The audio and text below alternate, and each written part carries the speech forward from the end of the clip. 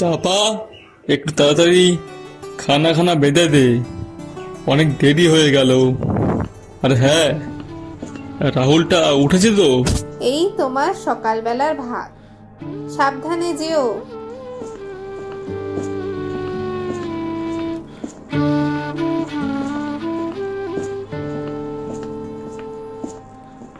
এই লালন, আজ তো দেখছি দেরি হয়ে গেল, নাকি চাপা বেশি সময় নিল রান্না করতে? ঠিক ধরেছিস ভাই, কিন্তু তোরা এখানে দাঁড়িয়ে গল্প করছিস কেন? কাজ করতে যাবি না নাকি? যাবই তো, কিন্তু শুনেছি এবছর নাকি ভয়ঙ্কর ঠান্ডা পড়বে, তাই বকাবকি করছি সেটা নিয়ে। প্রতি বছরই তো ঠান্ডা পড়ে, এত ভাবছিস কেন?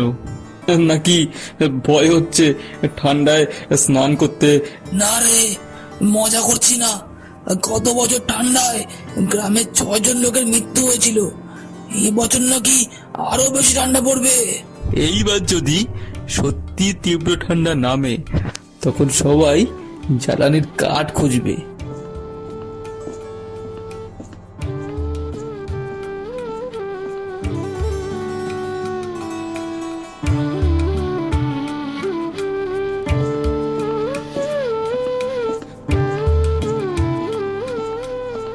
যদি আগেই আমি জঙ্গলে গিয়ে কিছু শুকনো ডাল কাঠ কেটে জমিয়ে রাখি আর তখন বিক্রি করি, হ্যাঁ, তখন তো অনেক টাকাই রোজগার হবে। কি হলো রে, আজ এত তাড়াতাড়ি ফিরে এলি কেন? আজ একটা বুদ্ধিমত আছে চাপা, আমি কাল থেকেই জঙ্গলে গিয়ে শুকনো কাঠ কেটে আনবো। যখন শীত পড়বে তখন ওগুলো বিক্রি করে টাকা রোজগার করব। আইডিয়াটা খারাপ না, কাউকে বলো না কিন্তু। হ্যাঁ ঠিক, আর শোন, এই কথা কাউকে বলবি না, না হলে সবার মাথায় বুদ্ধি চেপে বসবে।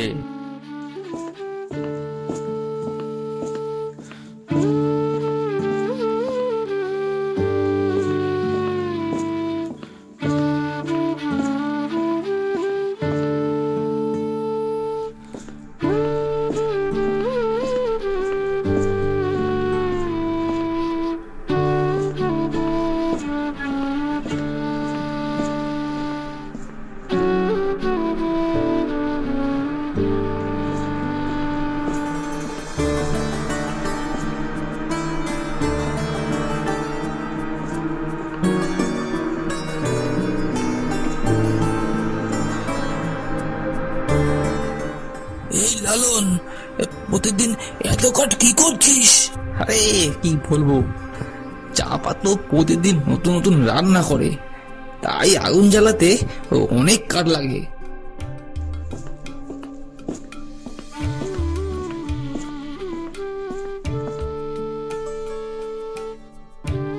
যদি সবাই কাঠ কেটে আনে, তাহলে আমার পুরো হিসেবটা গন্ডগোল হয়ে যাবে।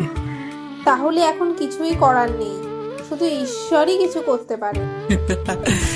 দেখেছো চাপা, ঈশ্বর আমাদের কথা শুনেছে, এখন আর কেউ শুকনো কাঠ পাবে না। হ্যাঁ, কিন্তু দামটা যেমন আছে তেমনই রাখো, বেশি নেবে না। মানুষের বিপদে লাভ তোলা ভালো না।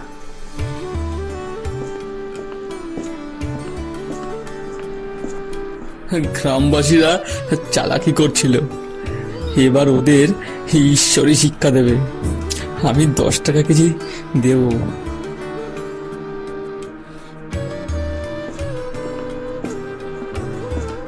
বাবা, একটু কার্ড দে, টাকা পয়সা নেই, কিন্তু খুব ঠান্ডা লাগছে। বিনা পয়সায় কাঠ পাওয়া যায় না, টাকা পয়সা দে, তারপর নে।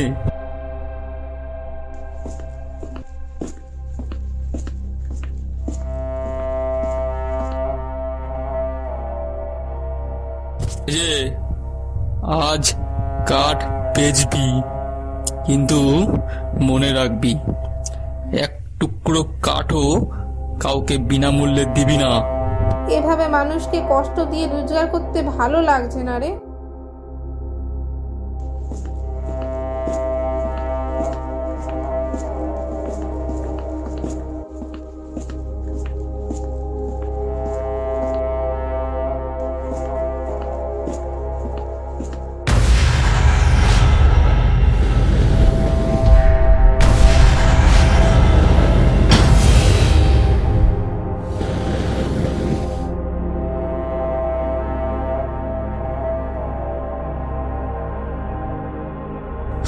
আর ঈশ্বর, এটাই কি আমার প্রাপ্য ছিল?